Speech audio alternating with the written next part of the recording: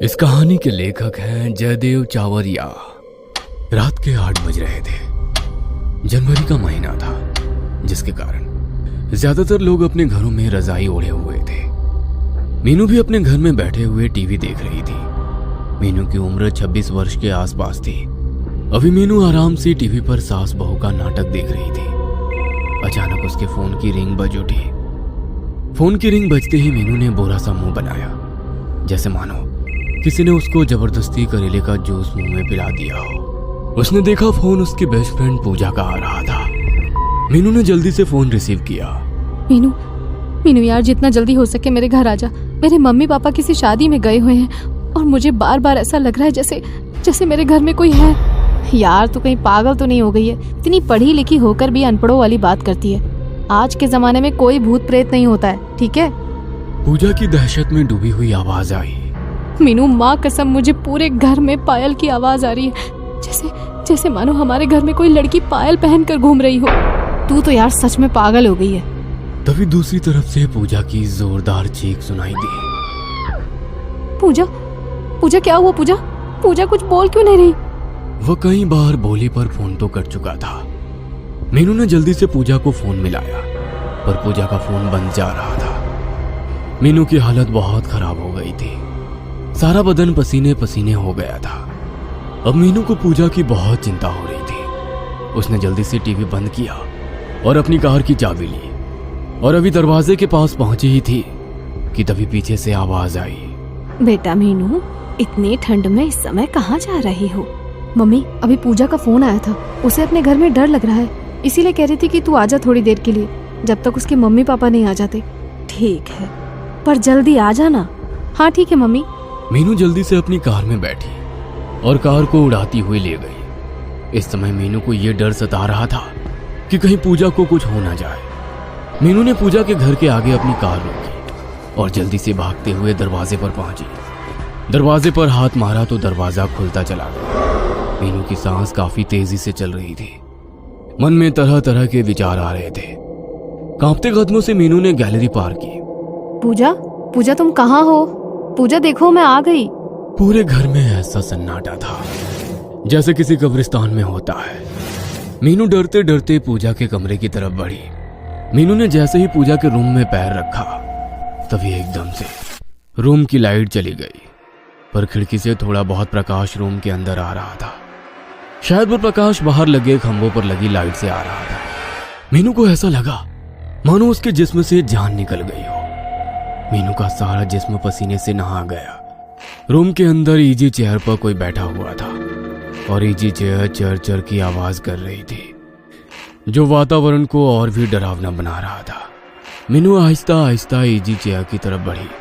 अभी वो मुश्किल से 5 कदम की दूरी पर ही पहुंची थी कि किसी ने मीनू का दायां पैर पकड़ लिया। मीनू ने महसूस किया पकड़ने वाले के हाथ बर्फ की तरह ठंडे हैं। मीनू को पैर पर कुछ चिपचिपा सा महसूस हुआ। मीनू अपने स्थान पर खड़ी की खड़ी रह गई। आंखों में मौत का खौफ उसको साफ दिखाई दे रहा था। उसकी आवाज गले में कहीं अटक सी गई थी। मीनू ने हिम्मत करके अपना पैर छुड़वाया। जब पीछे मुड़कर नीचे देखा तो कोई भी नहीं था। अपने पीछे किसी को ना पाकर उसे ऐसा लगा जैसे उसकी सांस में सांस आई। फिर मीनू सीधी हुई तो क्या देखती है, इजी चेयर बिल्कुल खाली थी। अभी थोड़ी देर पहले इस पर कोई था, पर अब कोई नहीं है। मीनू को अब बहुत डर लग रहा था। उसने सोचा एक बार पूजा मिल जाए तो मैं इस मनहूस घर से निकल जाऊं। मीनू जल्दी से कमरे से बाहर निकलकर ड्राइंग रूम में आ गई। मीनू ने चारों तरफ देखा, पूरा ड्राइंग रूम खाली पड़ा है। यार, क्या करूं अब?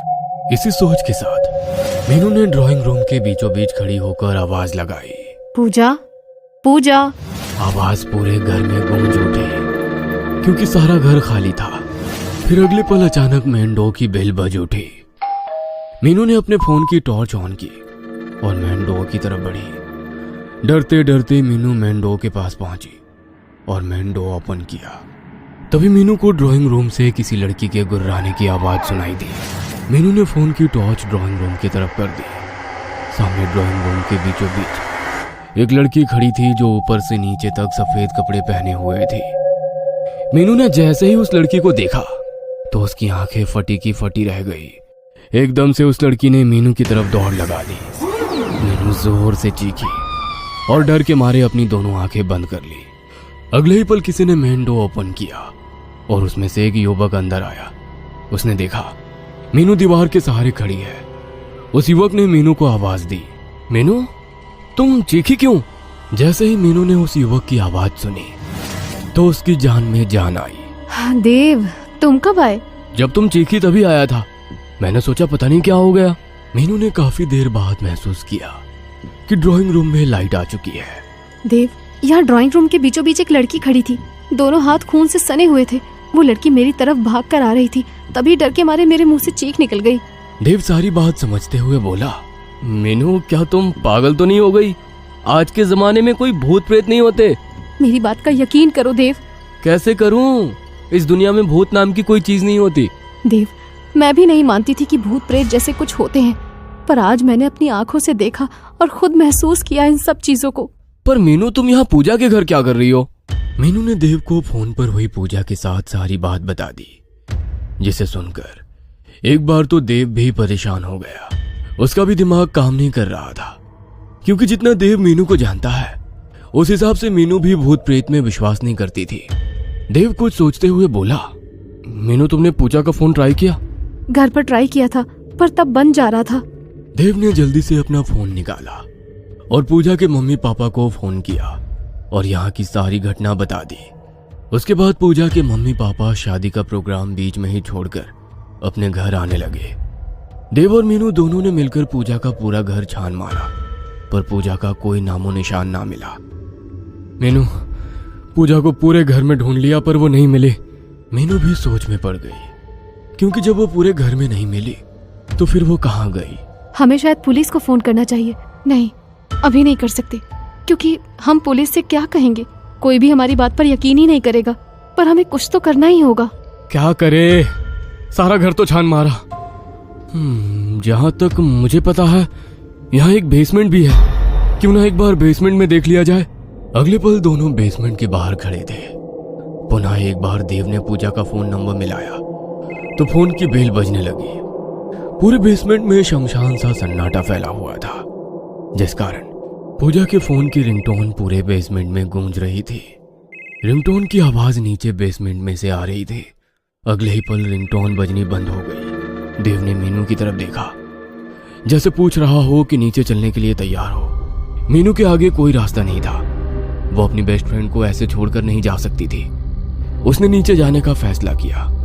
अगले ही पल दोनों बेसमेंट में दाखिल हुए। बेसमेंट काफी गंदा हो रखा था। सारा सामान यूं ही बिखरा पड़ा हुआ था। बेसमेंट में काफी अंधेरा हो रहा था। ऐसा लग रहा था जैसे बेसमेंट में एक जमाने से कोई नहीं आया होगा। देव और मीनू ने अपने फोन की टॉर्च ऑन की। देव और मीनू को किसी के हंसने की आवाज आई। दोनों ने उस दिशा में देखा। दीवार से कोई लड़की नीचे उतर रही थी। अंधेरा काफी होने के कारण देव वो मीनू को साफ दिख नहीं रहा था। उसने सफेद कपड़े पहन रखे थे। हाथों से लगातार खून निकल रहा था। चेहरा साफ नहीं दिखाई दे रहा था। मीनू ने जल्दी से देव की बाजू पकड़ ली। देव, ये वही लड़की है जिसे मैंने ऊपर ड्राइंग रूम में देखा था। मीनू का सारा जिस्म सूखे पत्ते की तरह कांप रहा था। एक बार फिर आंखों में मौत का खौफ छा गया था। देव की भी हालत खराब हो रही थी, पर वो जानता था अगर इस समय खुद को ना संभाला तो कुछ भी हो सकता है। देव ने हिम्मत करके पूछा, कौन हो तुम? लड़की धीरे धीरे देव और मीनू की तरफ बढ़ रही थी, जैसे मानो पैरों में मेहंदी लगी हो। उस लड़की के हाथ से अब भी लगातार खून निकल रहा था। जैसे जैसे लड़की दोनों के करीब आ रही थी, वैसे वैसे दोनों को अपनी सांसें रुकती सी महसूस हो रही थी। देव ने फिर हिम्मत करके पूछा, कौन हो तुम? ये मेरा घर है, तुम सब मेरे घर से निकल जाओ। ये घर मेरी दोस्त पूजा का है। अगर 1 मिनट में तुम मेरे घर से नहीं गए तो अपनी मौत के खुद जिम्मेदार होगे। हम इस घर से कहीं नहीं जाएंगे। लड़की ने इस प्रकार दोनों हाथ उठाए जैसे कुछ कर रही हो। अगले ही पल एक लकड़ी की कुर्सी उड़ते हुए देव और मीनू के सिर पर जा लगी। दोनों नीचे फर्श पर जा गिरे।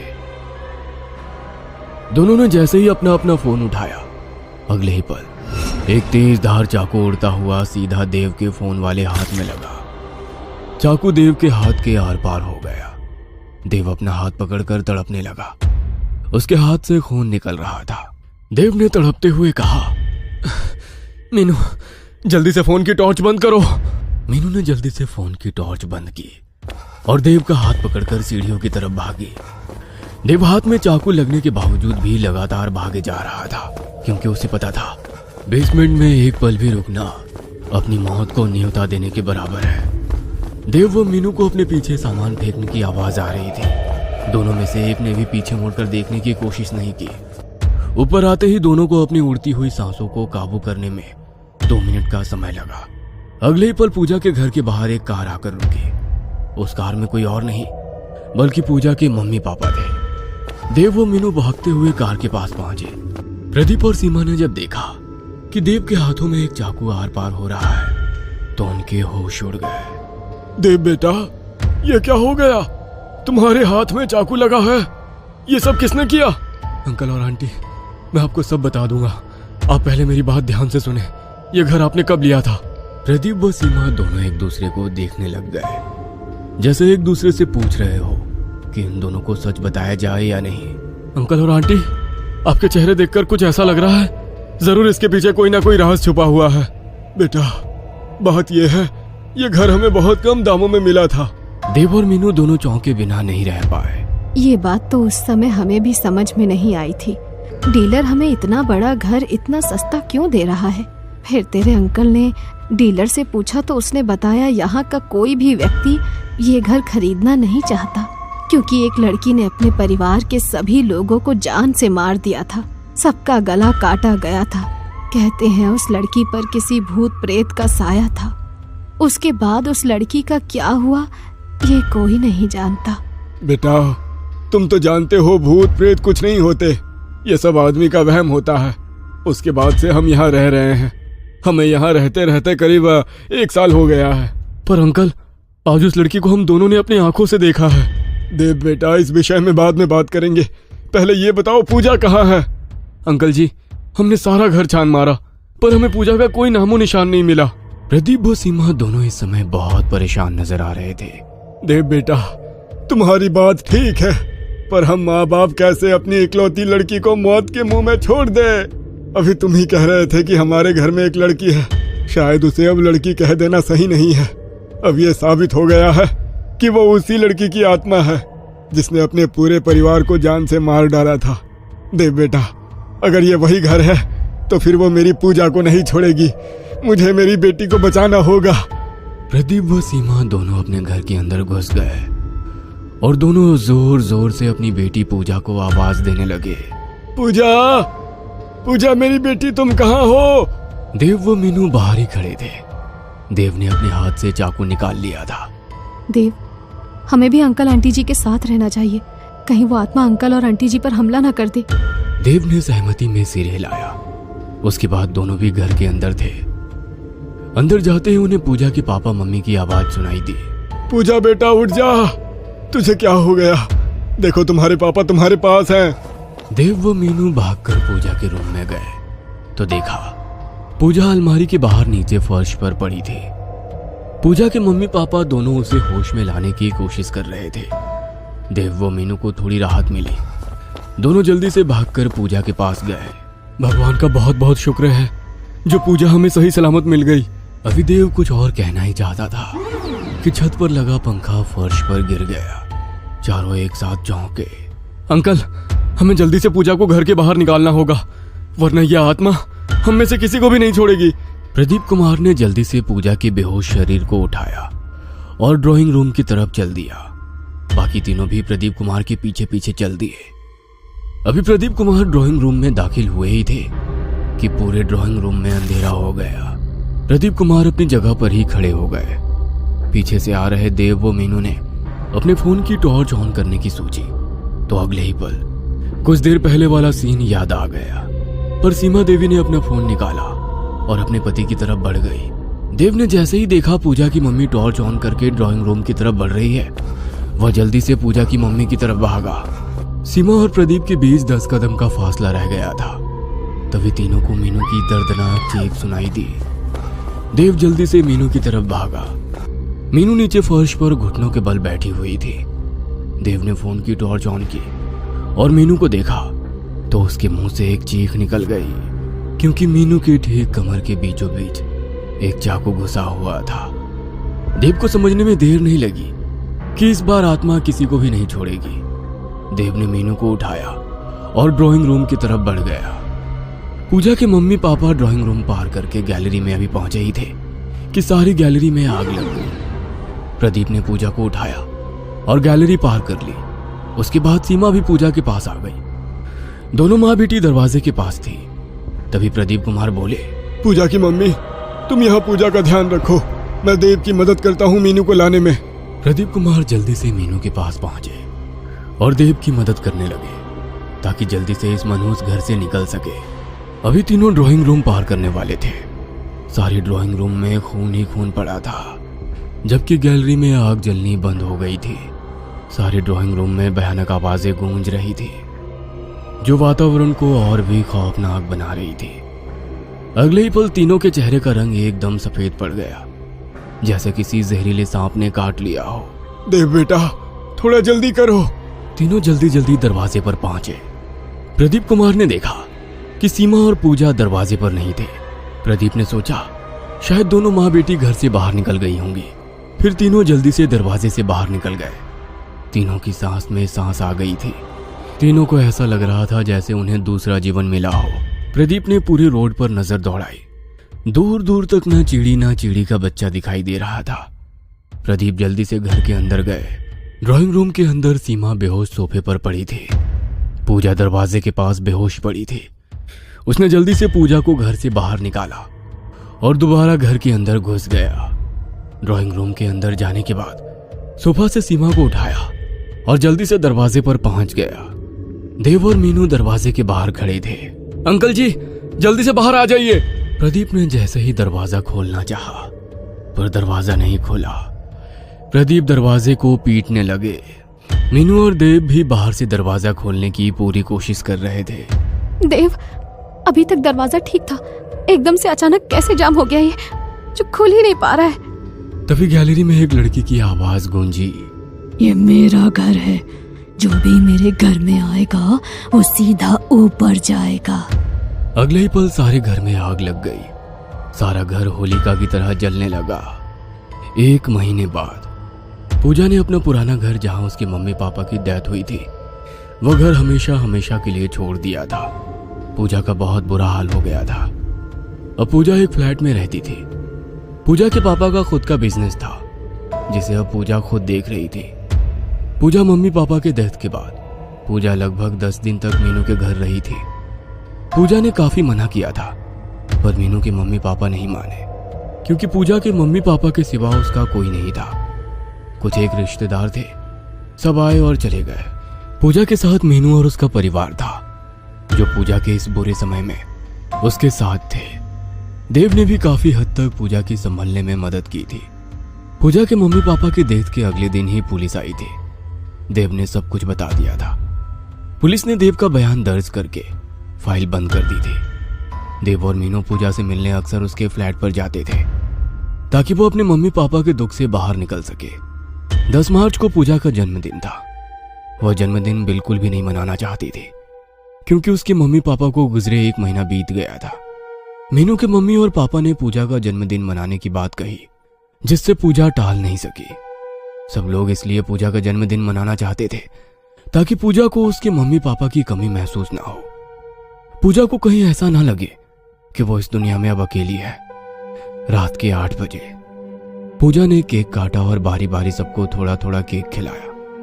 केक काटते समय पूजा की आंखों में आंसू आ गए थे। शायद उसे अपनी मम्मी पापा की याद आ गई। 10 बजे तक सबने खूब नाच गाना किया। फिर 10:30 बजे सब लोग अपने अपने घर चले गए, केवल मीनू को छोड़कर, ताकि वो पूजा के साथ मिलकर उसका काम में हाथ बटा सके। पूजा सिंक में बर्तन धो रही थी और मीनू बर्तन को कपड़े से साफ कर रही थी। पूजा खुश दिखाई दे रही थी कि उसे मीनू जैसी दोस्त मिली, जो उसके बुरे समय में भी उसके साथ खड़ी है। पूजा के चेहरे पर खुशी थी कि इतने सारे लोग उसके लिए आए थे। मीनू यार, तुम और तुम्हारा परिवार कितना अच्छा है, जो मुझ जैसी लड़की को भी अपनी लड़की की तरह प्यार करते हैं। सच बोलूं तो मैं सोच ही रही थी कि मम्मी पापा के बाद जिंदगी कैसे काटूंगी, पर अब मुझे किसी बात का गम नहीं है। मेरी बहन, हम सब तेरे साथ हैं। इसी को तो दोस्ती कहते हैं। पूजा बातें करते करते बर्तन धो रही थी कि अचानक उसके मुंह से एक जोरदार चीख निकली। मीनू ने उसे पकड़कर झंझोड़ा। पूजा, पूजा क्या हो गया? तुम इतनी जोर से क्यों चीखी? पूजा ने अपने दोनों हाथ ऊपर किए, जिसे देखकर मीनू की भी चीख निकल गई, क्योंकि पूजा के दोनों हाथ खून से सने हुए थे। कोई नुकीली चीज बर्तन साफ करते समय चुभ गया था। अगले ही पल फ्लैट की लाइट चली गई। दोनों पहले ही डरी हुई थी और अब कुछ ज्यादा ही डर रही थी। तभी फ्लैट का दरवाजा खुला और एक साया अंदर आया। एक डरावनी आवाज उसके मुंह से निकली, आई एम बैक। हमें छोड़ दो प्लीज। हाँ, हमने तुम्हारा क्या बिगाड़ा है? हमें छोड़ दो। साया धीरे धीरे दोनों की तरफ बढ़ रहा था। उसके हाथ में 2 चाकू थे। पूजा और मीनू का दिमाग जैसे जाम हो गया। दोनों अपनी जगह से हिल भी नहीं पाए। अगले ही पल साया उनके बिल्कुल पास आ गया। उसने दोनों चाकू से पूजा और मीनू के पेट पर घोंप दिया। दोनों के मुंह से खौफनाक चीख निकली और दोनों नीचे फर्श पर गिर गई। अगले ही पल पूरा फ्लैट लाइट से जगमगा गया। पूजा वो मीनू ने अपने पेट पर हाथ मारा तो देखा पेट पर एक छोटा सा भी निशान नहीं था। पूजा और मीनू ने एक दूसरे को देखा। जीवित देख दोनों की सांस में सांस आई। अगले ही पल फ्लैट में एक आवाज गूंजी, हाँ, तो दोनों को कैसा लगा डर? पूजा और मीनू ने जब देखा तो आंखें फटी की फटी रह गई। सामने देव खड़ा था। क्या तुम्हें ही आता है ये सब करना? मुझे सब पता चल गया, तुमने कैसे अपनी मम्मी पापा को मारा। पूजा, पहले तुमने मीनू को फोन किया, उसके बाद तुमने मुझे यकीन दिलाया कि आत्मा सच में होती है, और सच में मुझे यकीन भी हो गया। तुमने अपनी मम्मी पापा को ऐसे मारा जैसे मानो किसी आत्मा ने उन्हें मारा हो। तुमने मुझे इस बात का गवाह बनाया ताकि मैं पुलिस को बता सकूं कि यह सब किसी आत्मा ने किया है। मुझे बस ये बात जाननी है कि तुमने क्यों अपने सगे माँ बाप को मारा। पूजा बोलो। मेरे बाप ने अपनी रखेल के साथ मिलकर मेरी माँ को ऐसे मारा कि सबको लगे ये सब एक दुर्घटना है। मेरी मम्मी ने छत से कूदकर खुदकुशी की। ये बात मेरे बाप ने साबित कर दी, क्योंकि जिस दिन मम्मी की डेथ हुई उस दिन मेरा बाप शहर में ही नहीं था। लेकिन पूजा, तुमने 3 साल का समय क्यों लिया ये सब करने के लिए? पूजा की आंखों में आंसू आ गए। बात दरअसल ये थी कि 2 महीने पहले रात 1 बज रहा था। मेरा बाप और वो रखेल दोनों आपस में बात कर रहे थे। मैं किचन में पानी पीने गई थी। आते समय वो दोनों आपस में बातें कर रहे थे कि उन्होंने मेरी मम्मी को कैसे छत से धक्का दिया। उसके 3 महीने बाद मेरे बाप ने अपनी रखेल से शादी कर ली। मैंने एक लंबी योजना बनाई। छत से जो पंखा गिरा उसके नट बोल्ट ढीले कर दिए थे। घर में गैस का सिलेंडर खुला छोड़ा था। जब तुम दोनों घर से बाहर गए, पापा मेरी सौतेली माँ को लेने अंदर आए, तभी आग लगी। मैंने उसी समय जलती तीली उन पर फेंक दी। मैं ही चुड़ैल बन जाती थी और तुम्हें डराया था। जो चाकू मैंने तुम्हें मारे उसके लिए मैं माफी मांगती हूँ। देव, अगर तुम्हें लगता है कि हमने कुछ गलत किया है तो तुम पुलिस को बता सकते हो। तुम दोनों ने मिलकर अच्छा ड्रामा किया। तुम दोनों फ्रेंड्स का तालमेल गजब का था। पूजा, तुम्हारे पास क्लोरोफॉर्म वाला रुमाल था। तुमने सीमा को बेहोश किया ताकि वो घर के भीतर रहे, और तुम्हारे पापा जब उनको लेने अंदर जाए तब तुम आग लगा दो। तुम दोनों ने परफेक्शन के साथ पूरा घटनाक्रम को क्रियान्वित किया। उस समय मुझे समझ में नहीं आया, लेकिन फिर धीरे धीरे सब समझ गया। देव ने एक नजर दोनों को देखा और जेब से फोन निकाला। मीनू और पूजा दोनों देव को ही देख रहे थे। देव ने फोन मिलाया। कितनी जल्दी आओगे? अगले ही पल देव ने फोन काट दिया। अगले ही पल दरवाजे से एक आदमी अंदर आया। सर, ये आपका पिज्जा। अरे, अब हम तीनों दोस्त हैं, फिर मैं कैसे तुम्हारा साथ नहीं दूंगा? हाँ। दोनों ने देव को गले लगा लिया। ये कहानी आपको अच्छी लगी हो तो हमें सब्सक्राइब करें, हमारा इंस्टाग्राम और फेसबुक पेज जरूर फॉलो करें। और हाँ दोस्तों, सब्सक्राइब करना भूलना मत।